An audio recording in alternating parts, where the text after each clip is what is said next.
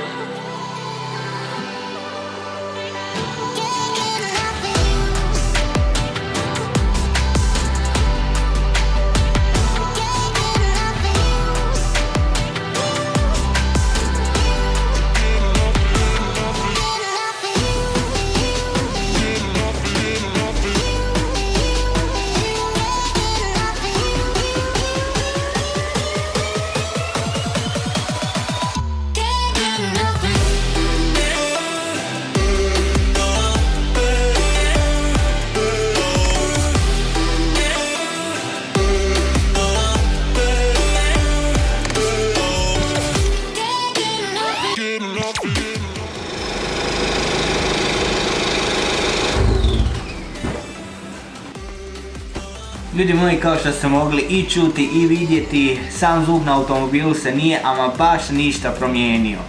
No, ja sam išao na tu kartu čisto da ne budem imao problema sa samim zakonom, jer kao što svi znamo, naš lijepi Balkan ima jako lijepe zakone, šta se ne smije ništa promijeniti na ovom automobilu, a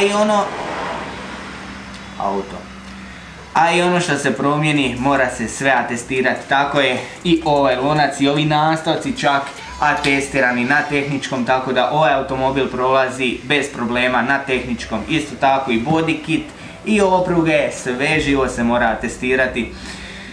I to je to. Nadam se da vam se svidio ovaj video.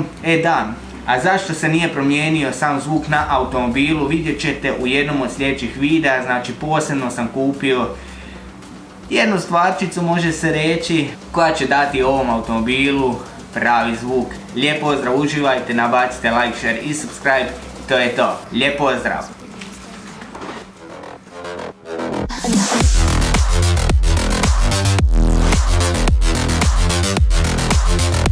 Girls with the nails done. I like the girls with their nails done.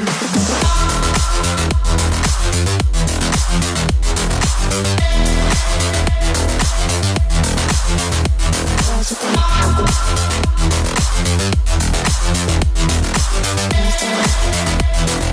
I like the girls with their nails done.